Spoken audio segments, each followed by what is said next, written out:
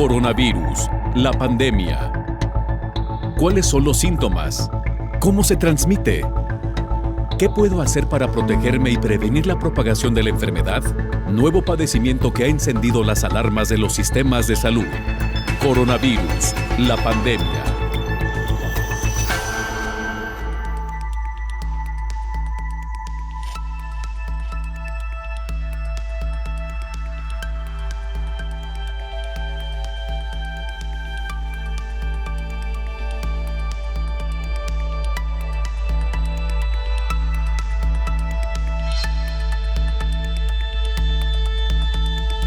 En una emergencia como COVID-19 es importante identificar a tiempo los brotes. Con 2 personas afectadas en un mismo lugar es sustancial activar los códigos sanitarios para prevenir la expansión de la enfermedad, principalmente en lugares cerrados. Con el regreso a las aulas existe la posibilidad de que surjan, advierten especialistas, y por ello en algunos planteles educativos se deben instalar comités de emergencia para identificar casos y a la vez realizar pruebas diagnósticas.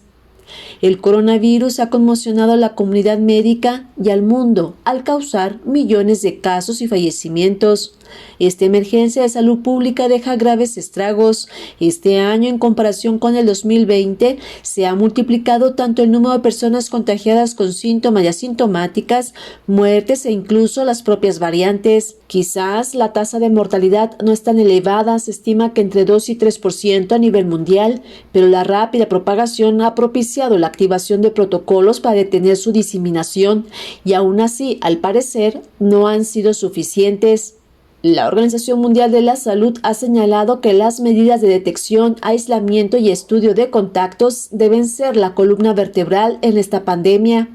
La prontitud en la notificación es imprescindible, pues el retraso en la notificación indica demora el estudio de contactos, con el riesgo de que cuando se aísle un contacto ya sea transmisor y ya haya infectado a otras personas. Dentro de los protocolos internacionales se señala que se debería notificar y aislar a todos los casos confirmados, así como los probables, esto con diagnósticos basados en síntomas y radiología, y los sospechosos basados solamente en síntomas. Si es que no hay capacidad de hacer pruebas diagnósticas a todos los casos posibles, una vez los casos han sido identificados y aislados, se debe iniciar el estudio de contactos.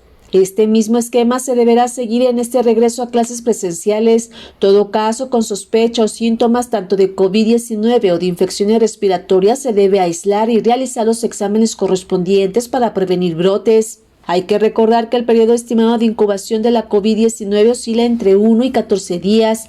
Algunos de los síntomas más comunes son fiebre, cansancio y tos seca, o también se puede presentar dolores, congestión nasal, rinorrea, dolor de garganta o diarrea. Con el retorno presencial de uno de los últimos sectores, como es el educativo, el llamado reiterado del sector salud es continuar con las medidas sanitarias como el lavado de manos, uso de cubrebocas, distanciamiento social y la aplicación de la vacuna COVID-19 para los grupos etarios que ya está disponible. Es importante seguir en este regreso a clases todas las medidas sanitarias y sobre todo identificar brotes COVID-19 en las escuelas, informó Isaura López Villalobos.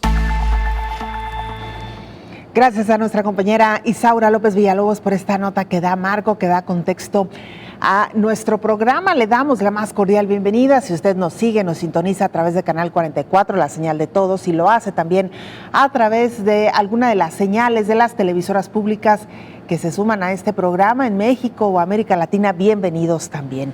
Hoy dedicaremos nuestro programa a hablar sobre cuáles son algunas de las medidas que realmente están funcionando para evitar brotes en los espacios educativos. Le contábamos ayer que en México millones de niños regresaron a las aulas de manera presencial después de poco más de año y medio de pandemia. Lo mismo ha sucedido también en otros países de América Latina y otros más se preparan para que al término del verano regresen de nueva cuenta a los planteles educativos. Hoy hablaremos de cuál es la manera más eficaz de identificar los brotes, pero lo más importante, de prevenirlos. Con el regreso a las aulas hay riesgo de que surjan estos brotes. Especialistas piden instalar comités de emergencia para identificar casos y a la vez realizar pruebas diagnósticas.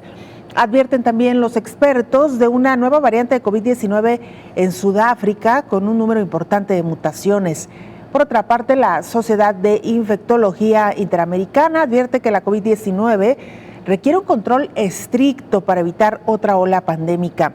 Esto particularmente una vez que llega o se está acercando ya el invierno. La Organización Mundial de la Salud señala que en 33 países hay un aumento todavía de hospitalizaciones y muerte por COVID-19, aunque hay una tendencia generalizada a la baja. Esta todavía no es tan pronunciada y por ello es que la alerta y el llamado a seguirnos cuidando permanece.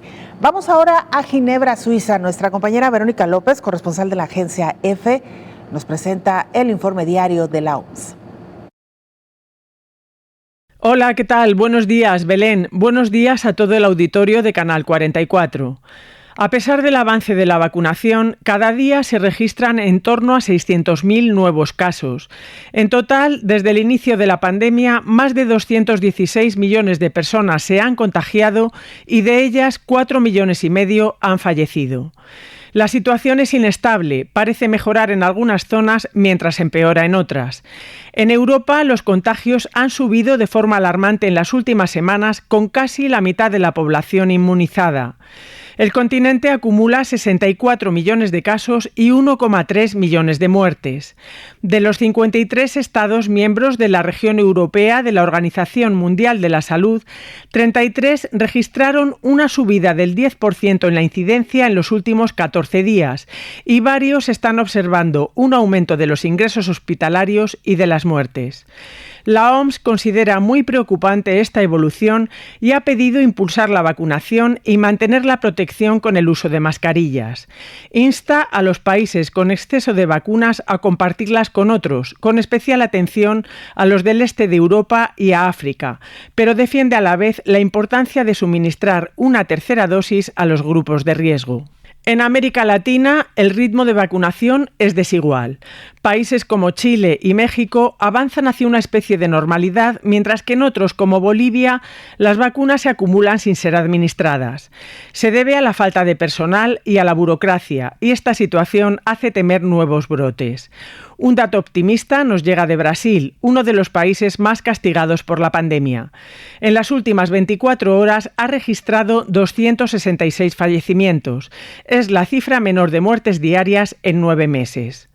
La variante Delta es la que ahora causa estragos en todo el mundo, pero científicos de Sudáfrica han identificado una nueva variante muy mutante que también se ha encontrado en Nueva Zelanda y Portugal. De momento la OMS no la clasifica como preocupante debido a que se ha detectado con una frecuencia baja. Reportó desde Europa Verónica López para el programa Coronavirus, la pandemia. Y mira, hablando de variantes, se lo adelantábamos ya en los titulares, en Sudáfrica se ha detectado una nueva variante del virus SARS-CoV-2 con un número importante de mutaciones.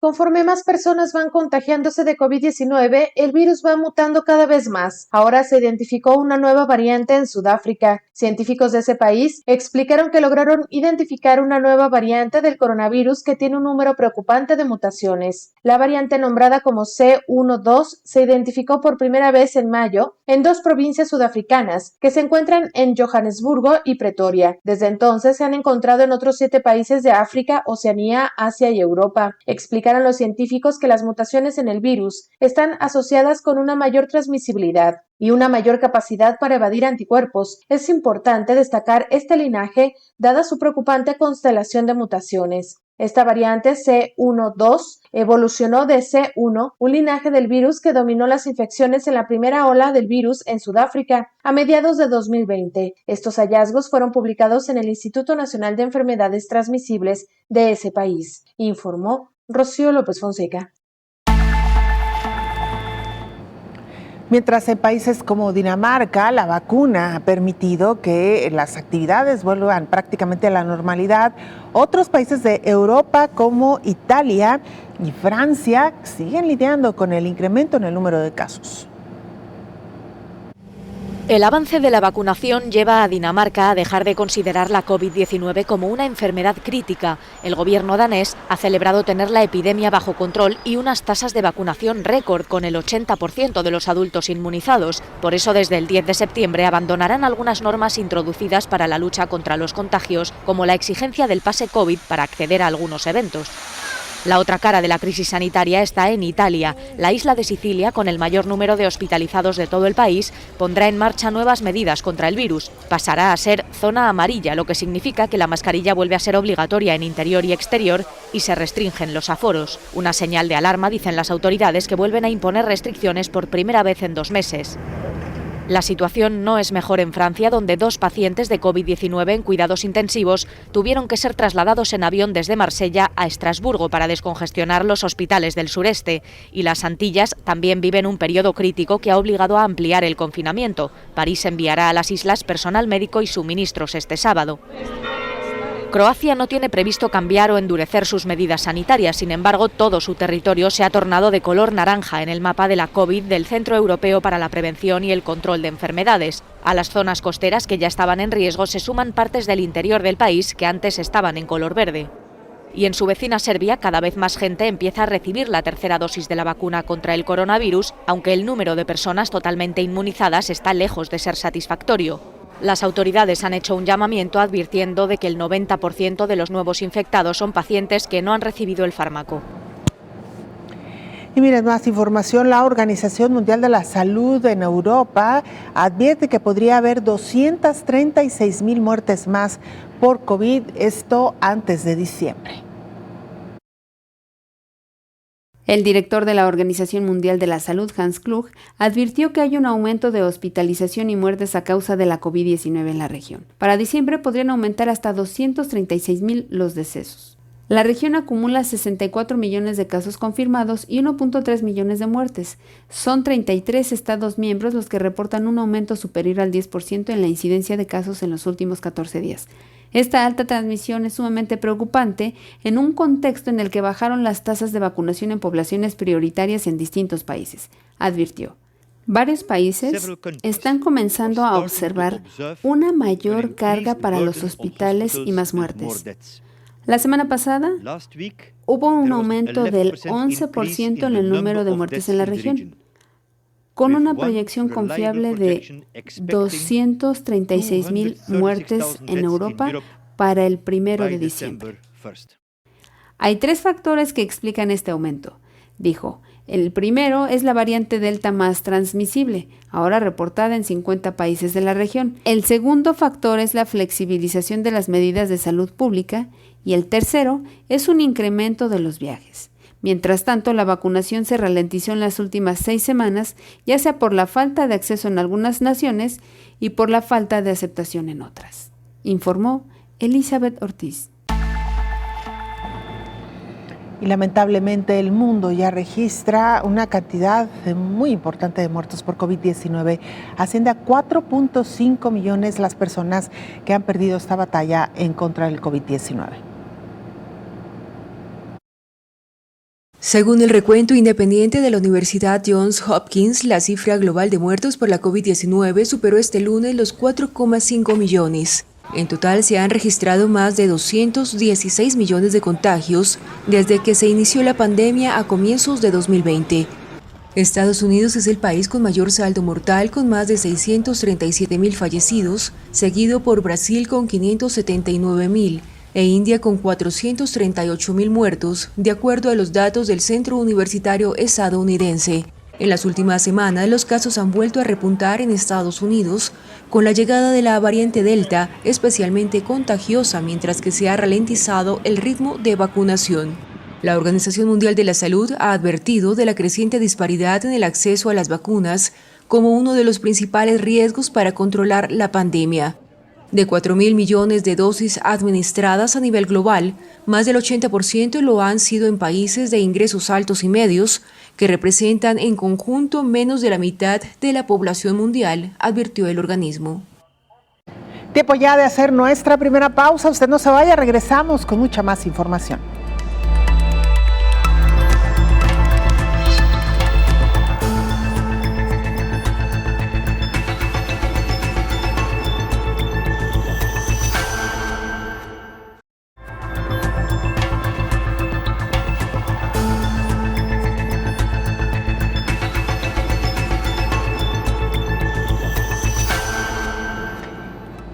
Y mire, mientras en algunos países continúan los ensayos clínicos para determinar si se inmuniza o no a los niños a partir de los 12 años, en Estados Unidos, de acuerdo a las más recientes estadísticas, los jóvenes entre 12 y 17 años, el 50% de los jóvenes en estas edades ya fueron inmunizados.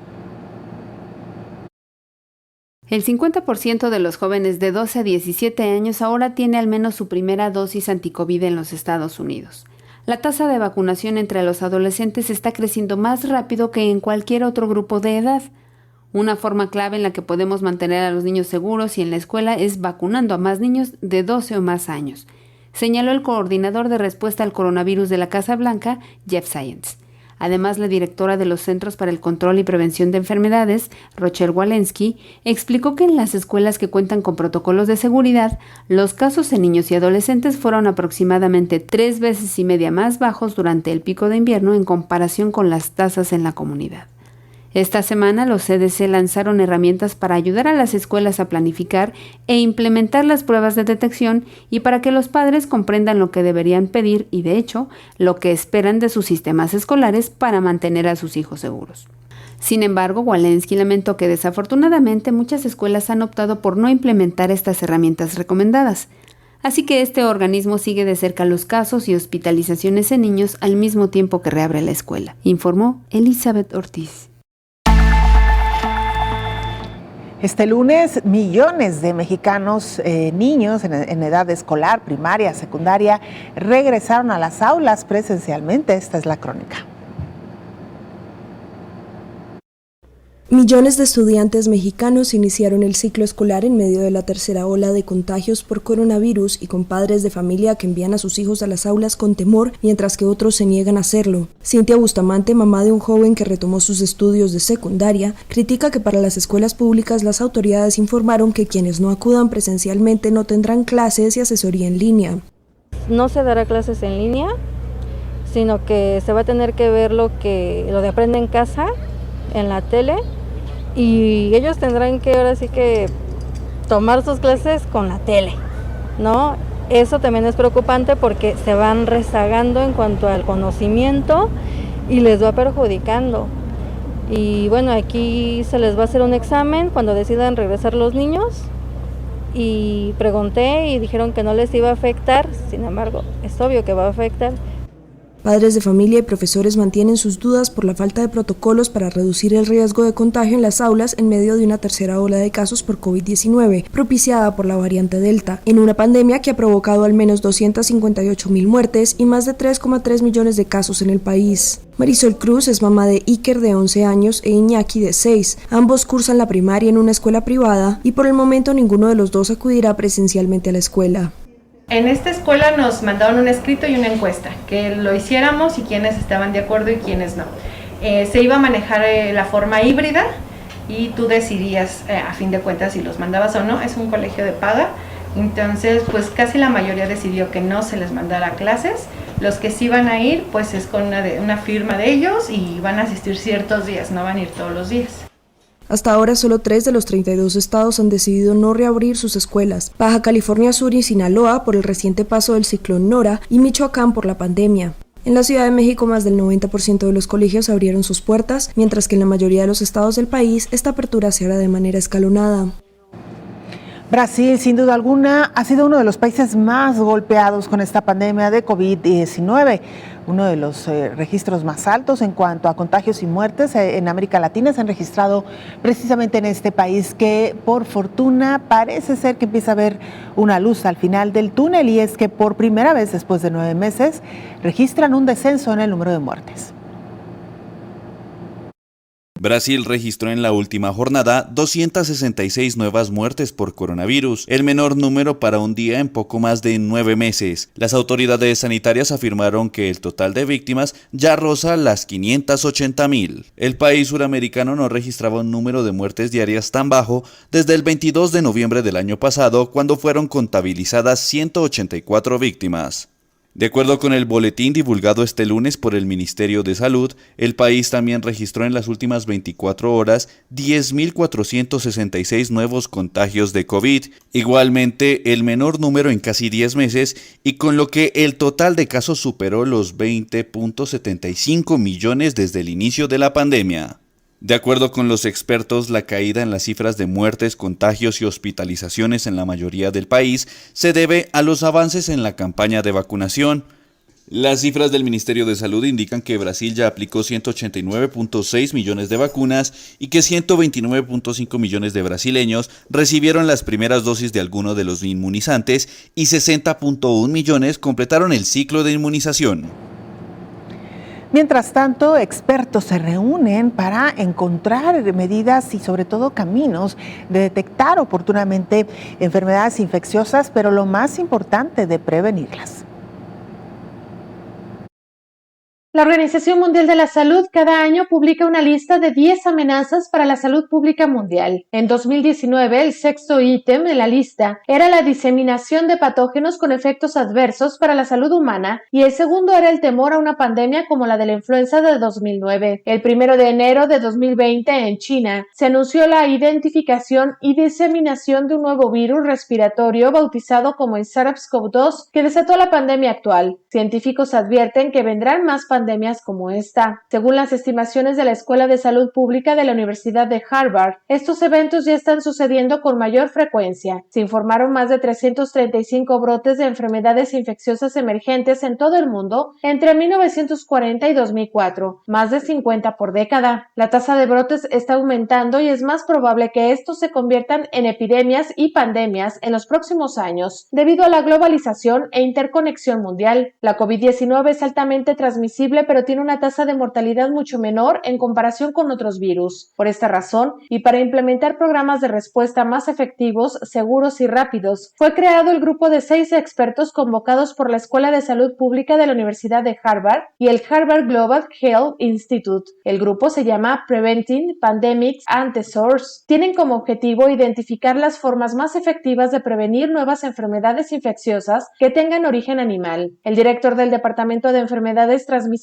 y Determinantes Ambientales de la Salud de la Organización Panamericana de la Salud, Marcos Espinal, quien fue invitado por la Universidad de Harvard a participar del proyecto, dijo que la idea es ayudar a la universidad a determinar los actores que pueden desatar una pandemia, hacer una caracterización de cómo salta un patógeno de un animal a un ser humano y qué roles juegan factores como la deforestación, la agricultura industrial y los mercados de animales silvestres, entre otros. Explicó el especialista que la contribución de estos grupos de rastreo es que se harán recomendaciones para evaluar la evidencia y minimizar esos saltos de virus de animales a humanos. La influenza, la rabia, la gripe española, el MERS en Oriente Medio, todas son enfermedades zoonóticas y su origen han sido las ratas, los camellos y otros animales, informó Rocío López Fonseca.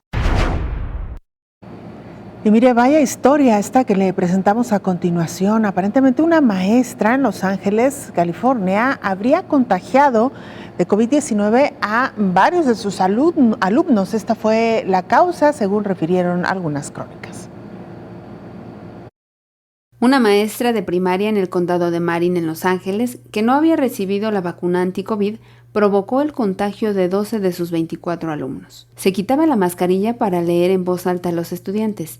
En total propició el contagio de 26 personas. El caso fue documentado por los Centros de Prevención y Control de Enfermedades, los CDC en los Estados Unidos. Las vacunas son eficaces contra la variante Delta, pero el riesgo de transmisión sigue siendo elevado entre personas no vacunadas en las escuelas. La maestra reportó que tenía síntomas el 19 de mayo, pero siguió trabajando durante 2 días antes de recibir una prueba el 21 de mayo. En ocasiones, durante este tiempo, esta maestra leía en voz alta sin mascarilla a la clase a pesar de los requisitos de la escuela de usar la protección al interior del salón. A partir del 23 de mayo, se reportaron casos adicionales de COVID-19 entre otros miembros del personal, estudiantes, padres y hermanos relacionados con la escuela. La tasa de ataque en las 2 filas sentadas más cercanas al escritorio de la maestra fue del 80% y fue del 28% en las 3 filas traseras, informó Elizabeth Ortiz. Vamos a hacer una pausa, es muy breve, regresamos con mucha más información.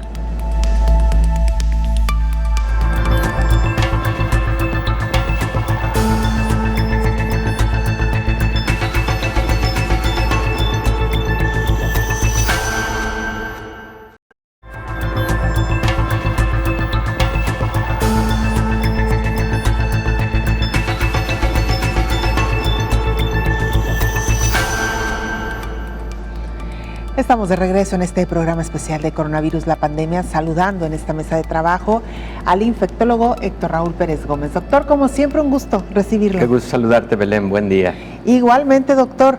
El tema que hoy le hemos propuesto a nuestra audiencia tiene que ver con cómo identificamos brotes de enfermedades respiratorias y de otro tipo en las escuelas y particularmente en nuestra comunidad, doctor, y pensaba una vez que leía el título, de cómo era nuestra vida antes de la pandemia, cómo eran los regresos a clases antes de la pandemia y cómo durante muchos años, y me refiero a años por hablar de las generaciones actuales, sin contar los siglos, ¿no?, que tiene la humanidad, pues habíamos enfrentado las enfermedades respiratorias comunes, doctor.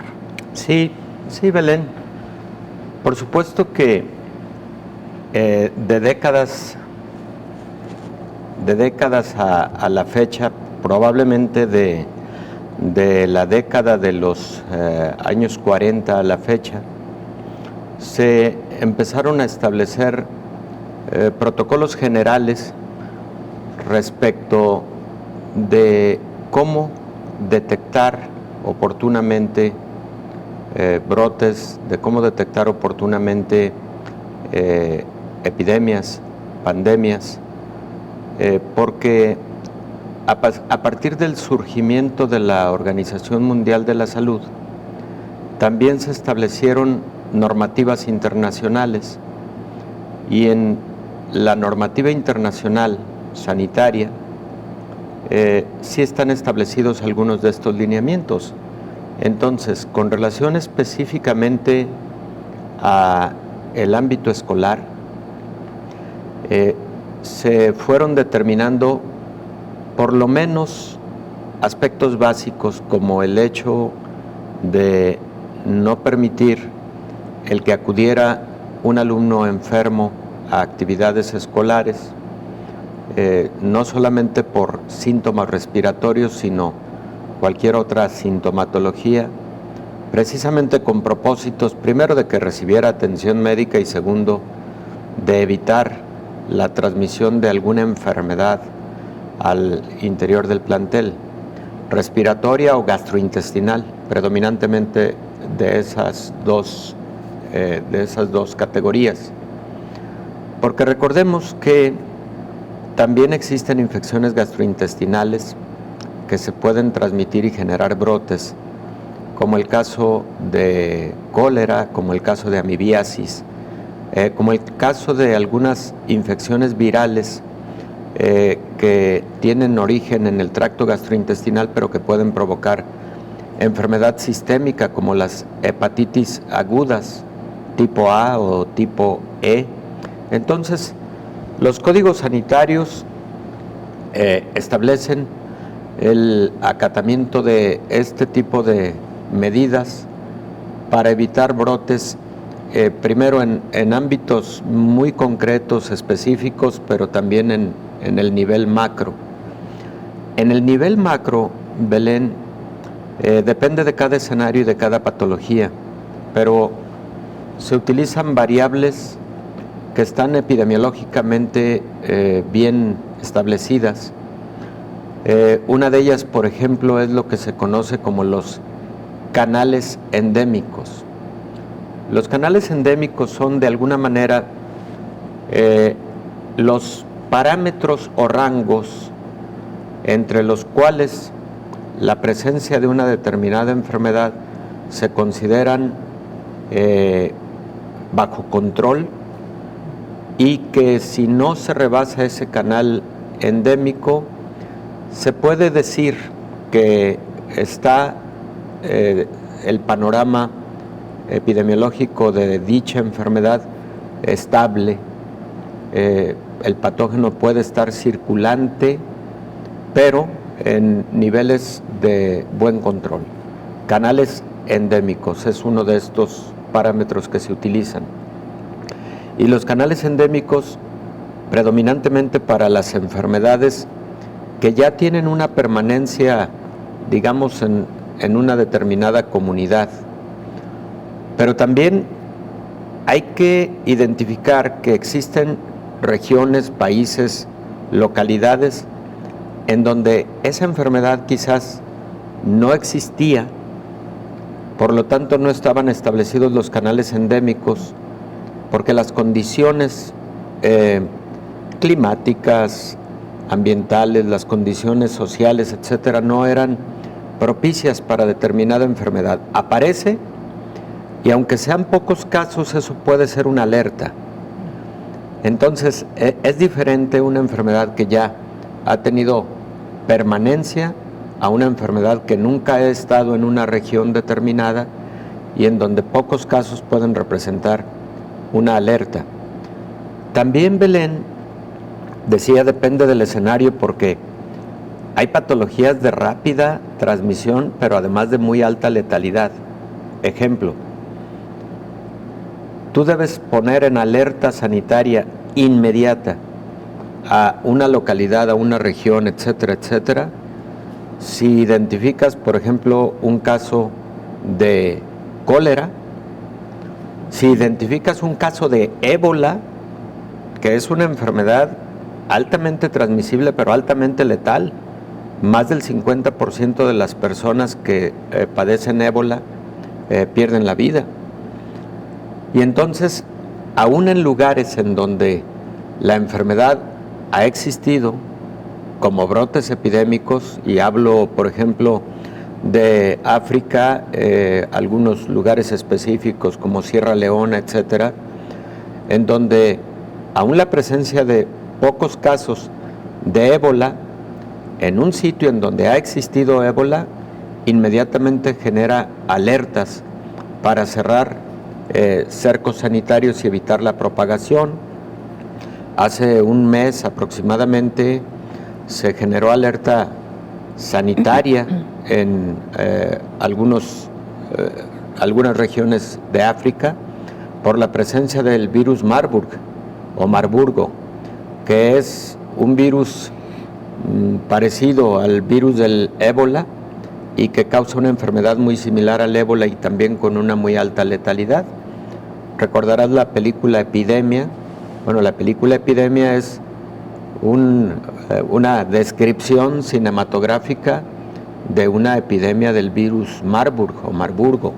Bueno, entonces depende del escenario, depende de la patología. También, Belén, hay otros escenarios en donde tú tienes una determinada patología que ha llevado a la casi erradicación y te encuentras con 2 o 3 casos en una determinada región. Eso prende alertas sanitarias. Ejemplo, la polio. La polio es una enfermedad que está tendiendo a la erradicación.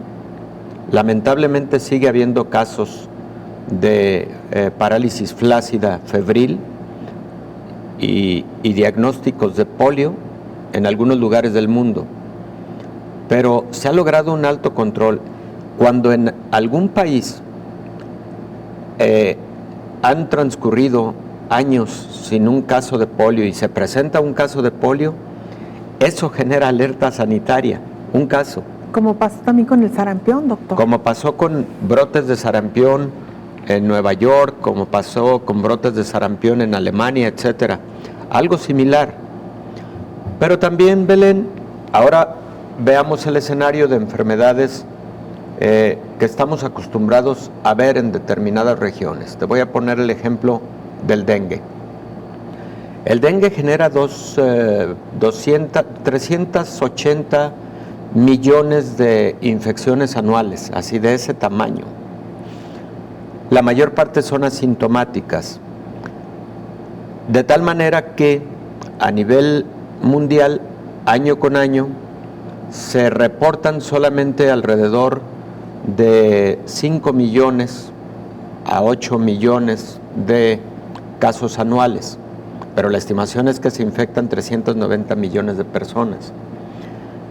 Si estos 4 a 8 millones de personas que año con año se reportan oficialmente, en un año se convierten en 15 millones de personas, eso puede representar una alerta sanitaria, porque se sale de un canal endémico que estábamos acostumbrados a ver a lo largo de meses o años. ¿Y por qué motivo? Porque si entonces se reportaron 15 millones de personas en un año, que es el doble de lo que venía observándose en los canales endémicos, eso puede ser reflejo de que en lugar de 380 millones de casos de infección anual, sea el doble realmente el que ocurrió, y entonces eso puede estar significando que para el siguiente año represente un crecimiento exponencial, y entonces por eso, aún con una enfermedad de muy alta prevalencia o incidencia en el mundo, se genere una determinada alerta sanitaria. Entonces, depende de la enfermedad, depende del escenario, depende de si era una enfermedad ya bajo absoluto control, casi erradicada, depende de todos esos factores, Belén, que se pueden encender alertas sanitarias ante un determinado hecho, presencia de casos en una determinada región o en determinados países, ¿no? Digamos que estos son, a grosso modo, doctor, los protocolos que se siguen. Como usted dice, depende la situación de cada enfermedad, de la condición que guarde en ese momento en la población que se está vigilando o estudiando. Entonces es como se actúa para tratar de frenar estos brotes o estos avances, doctor, en las enfermedades, porque retomando un poco el caso de sarampión, cómo también se ha atribuido esta posibilidad a que muchas personas han dejado de vacunarse contra esta enfermedad, y ahí entramos entonces al terreno de las vacunas. ¿Cómo han sido las vacunas un factor importante para frenar muchas de estas enfermedades en su avance? Sí, definitivamente, Belén. Ahí lo que procede entonces en presencia de una situación de alerta es una serie de protocolos, incluyendo vacunación exhaustiva para los casos de enfermedades infecciosas que tienen vacunas, la implementación de cercos sanitarios para evitar la propagación, también la implementación de rastreo epidemiológico de contactos, porque una persona puede llegar a un país y en ese país empezar a tener manifestaciones clínicas, por ejemplo, de una fiebre hemorrágica, infección por el virus Marburg, por ejemplo. Qué grave problema, porque va a significar rastreo epidemiológico de todos los que viajaron en ese avión, rastreo epidemiológico de todas las personas con quien posiblemente tuvo contacto. O sea, se tiene que actuar con mucha rapidez, sobre todo en aquellas enfermedades que tienen números básicos de reproducción altos, es decir, en donde un caso genera enfermedad en muchos de los contactos, ¿no? Claro. Y en donde esa enfermedad particularmente pueda generar alta letalidad. Doctor, vamos a hacer una pausa, pero vamos a regresar con mucho más del tema. Usted no se vaya, volvemos después del siguiente corte.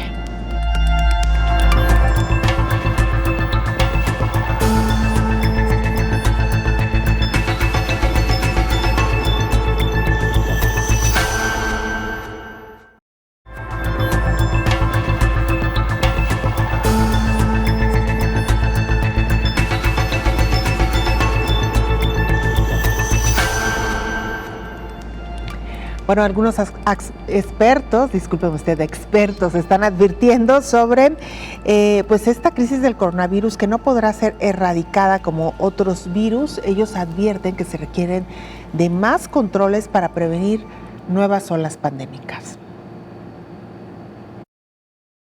El SARS-CoV-2 llegó para quedarse y ser parte de las enfermedades respiratorias comunes de la población mundial, aseguran expertos de la Organización Mundial de la Salud. Lo que está claro, dicen los especialistas, es que tanto a nivel local como mundial no se va a lograr erradicar el coronavirus por completo. Los expertos predicen que se va a convertir en endémico y que posiblemente se una a los otros 4 coronavirus del resfriado común que están en circulación. Advirtieron que este coronavirus no podrá ser erradicado como otros virus como el de la viruela, sino que establecerá su patrón estacional como la gripe y los resfriados. Ya advertía la Organización Mundial de la Salud que este virus es novedoso y mucha gente no es inmune a él, está arrasando con la población, pero dentro de 5 años se tendrá una inmunidad mucho mayor, ya sea mediante la vacunación o la infección natural. La Sociedad Interamericana de Infectología advirtió que al igual que con otras enfermedades, la COVID-19 requiere un control estricto, dar al coronavirus la menor libertad posible para evitar una nueva oleada en invierno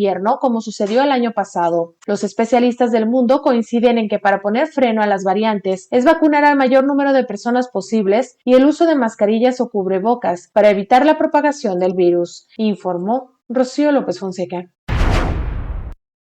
Gracias, Rocío, por este informe. Doctor Héctor Raúl Pérez Gómez, antes de avanzar en el tema que hoy nos ocupa, algunas noticias muy breves y rapiditas. México llegó ya a los 100 millones de dosis de vacunas. Hace unos minutos el secretario de Relaciones Exteriores, Marcelo Ebrard, lo ha publicado en su cuenta oficial de Twitter. Pues que las apliquen, ¿no, doctor? Que es lo que queremos, más agilidad en la aplicación de estas vacunas. Sí, y fíjate que México ha llevado un buen ritmo en los últimos 3 meses y medio en la vacunación, en algunos momentos logrando hasta 1.200.000 dosis en un solo día, y si se aplicara ya la totalidad de las dosis recibidas, podría estar llegando México al 70% aproximadamente de su población adulta, entendiendo por arriba de 18 años de edad, con al menos una dosis de la vacuna. En estos momentos estamos en alrededor del 65% de la población mayor de 18 años con al menos una dosis de la vacuna, Belén. Y que, por cierto, dicho sea de paso, doctor, ha sido la población joven a partir de 18 años que han respondido de manera muy efectiva a la convocatoria, doctor. Qué bueno. Sí. Qué bueno, sorprendentemente. Y fíjate que lamentablemente un grupo de edad correspondiente a la década de los 50 a los 60 años de edad, estadísticamente son los que han dejado más pendiente el tema de la vacunación, con aproximadamente 28% de personas en este grupo de edad que no han atendido a la vacunación cuando han tenido la oportunidad de hacerlo. Ojalá y los rezagados de todos los grupos de edad atiendan lo antes posible, porque eso nos va a permitir lograr mayor control de la pandemia en México y en cualquier parte del mundo, porque además la reticencia a vacunarse no es privativo de México, es algo que está ocurriendo en muchos países en el mundo, Belén. Oiga, doctor, y quizás sea también en parte porque este grupo poblacional al que usted se refiere se ha dejado quizá influenciar por todos estos mitos alrededor de las vacunas. Seguramente. En esta etapa donde les correspondía vacunarse fue cuando más, pues ahora sí que más invadidos estuvimos por la infodemia, doctor. Sí, lamentablemente, Belén. Y lo que comentábamos hace unos días en esta mesa de trabajo, los casos graves que se están viendo en el país, que están requiriendo hospitalización, etcétera, la gran mayoría no están vacunados. Así es, independientemente de los grupos de edad. Tristemente, porque ha sido población que ha tenido acceso a esa vacuna y la han rechazado. Sí. Hay mucha gente en el mundo que ni siquiera ha tenido la oportunidad de poder tener una vacuna. Efectivamente, en el caso de México había la vacuna para haber accedido a ella en todos estos grupos de edad, ¿no? En este momento se ha abierto la convocatoria para mayores de 18 años de edad casi en todo el país, en algunos estados de la República Mexicana, particularmente en el Distrito Federal, pero en algunos otros estados y en algunos municipios de alta incidencia de la enfermedad en población joven, como el caso del estado de Jalisco, el municipio de Puerto Vallarta, se abrió ya a vacunación a 18 años de edad y pues aprovechar esas oportunidades, vacunarnos, porque indudablemente, y lo han demostrado la tendencia epidemiológica de esta tercera ola, quienes han enfermado con mayor gravedad y han necesitado hospitalización son personas sin vacunación. Y además de las que es difícil contabilizar, que se vacunaron, que tienen un esquema completo, que estuvieron en contacto con el virus y que no desarrollaron síntomas, efectivamente, doctor, sin contar de ese beneficio. O también tuvieron síntomas leves. O síntomas leves, o no se contagiaron también. Así es. Doctor, otra noticia rapidita que vale la pena comentar: el Comité de Moléculas Nuevas de la COFEPRIS en México ha dado como resultado de una votación, han votado y han emitido una opinión técnica favorable para la vacuna Abdala de origen cubano. Esta es una vacuna de proteína recombinante del dominio de unión al receptor del virus SARS-CoV-2, Así una es, RBD. de proteína espicular, Así efectivamente. Es. Y bueno, para la inmunización activa precisamente para prevenir el virus, para prevenir la enfermedad COVID-19. Sí, efectivamente, Belén. Y cuando se habla de RBD, se refiere a la parte más específica de la proteína espicular, que es, se conoce como determinante antigénico, el que se une a el anticuerpo o el que se une en su momento al receptor celular, a la célula que infecta SARS-CoV-2. Entonces, es una buena noticia, indudablemente. Habría que revisar con detalle publicaciones sobre los ensayos de fase preclínica, fase 1, fase 2, fase 3, para identificar el sustento de esta decisión que ha tomado COFEPRIS de dar el aval técnico para esta vacuna, pero seguramente hay alguna información interesante detrás de todo esto, porque Cuba ha sido un país con buena tradición en cuanto al desarrollo de biológicos. Belén. Totalmente. Dice COFEPRIS que es una opinión técnica que han emitido sobre esta vacuna, no significa que tengan una autorización de uso de emergencia, como ha ocurrido con otras vacunas, pero se puede abrir, digamos que están en la antesala, ya con una opinión técnica favorable, doctor. Es correcto, lo dices puntualmente, es muy diferente a una autorización para uso, ya sea en la modalidad de emergencia o en la modalidad de uso definitivo para el país, en este caso para México. Es una opinión técnica que seguramente solicitó la Cuba, de un tercero acreditado para que este tipo de opiniones técnicas den sustento, por ejemplo, al desarrollo de ensayos clínicos o den sustento incluso a las peticiones futuras de autorización para uso de emergencia, por ejemplo, ¿no? Oye, doctor, ¿y esta vacuna es similar a qué otra? ¿Qué plataforma están utilizando? Belén, es similar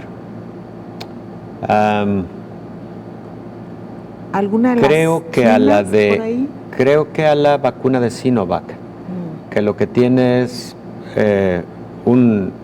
lo que utiliza es un recombinante de la proteína espicular. En este caso es un recombinante de la fracción que se une a receptor, la fracción conocida como RBD, y creo que es de plataforma similar a Sinovac. Lo reviso para decírtelo con detalle. Que sería una de las más tradicionales, ¿no, doctor? De las plataformas tradicionales. Fíjate que no es de las más novedosas, porque las más novedosas son las de RNA mensajero, pero sí es novedosa en cuanto a tiempo relativamente, porque hay otras vacunas para otros patógenos que están desarrolladas de forma similar, como el caso de la vacuna contra el virus de la hepatitis B, que es una vacuna recombinante, una vacuna en donde lo que se utiliza es solamente una fracción del virus, en este caso el antígeno B de superficie del virus de la hepatitis B. Bueno, de forma similar, en este otro caso, lo que se utiliza es la proteína espicular y más específicamente esa pequeña fracción de la proteína espicular, que es el receptor de alta afinidad o determinante antigénico de alta afinidad. Bueno, y Cuba hoy ocupa varios titulares porque además de esta vacuna que la COFEPRIS ha dado un visto bueno técnico o la ha valorado positivamente, también han iniciado en la isla la vacunación para niños a partir de 3 años con su vacuna soberana, que es con la que están inmunizando ya a su población. Efectivamente, sí, pues dan un paso muy rápido. Sí, esperemos niños ya, doctor, que haya buenos resultados en cuanto a la generación de inmunidad y que haya mucha vigilancia en cuanto a la seguridad de la vacuna, es decir, que no exista un número alto de eventos adversos graves. Yo creo que no. Yo creo que finalmente va a ser una vacuna eficaz y segura, porque en un escenario de la aplicación de un nuevo biológico, sobre todo lo que hay que cuidar es la seguridad. Claro, y llama la atención porque mientras en algunos países todavía se debate si vacunar o no a los niños mayores de 12 años, pues en Cuba ya empezaron con los de 3. Israel ya empezó también con los de menores de 12. Así pero pues una población de muy poca edad en Cuba, doctor. Sí, porque los ensayos clínicos de otras vacunas en niños mayores de 5 años apenas están en curso, ¿no? Lo que yo creo, Belén, es que muchos de estos ensayos clínicos van a concluir a finales de octubre para dar paso, considero que pronto, a la autorización de emergencia para su uso generalizado. Doctor, muchísimas gracias, como siempre. Muchas gracias por acompañarnos. Nos vamos, gracias por habernos acompañado. Muy buen día.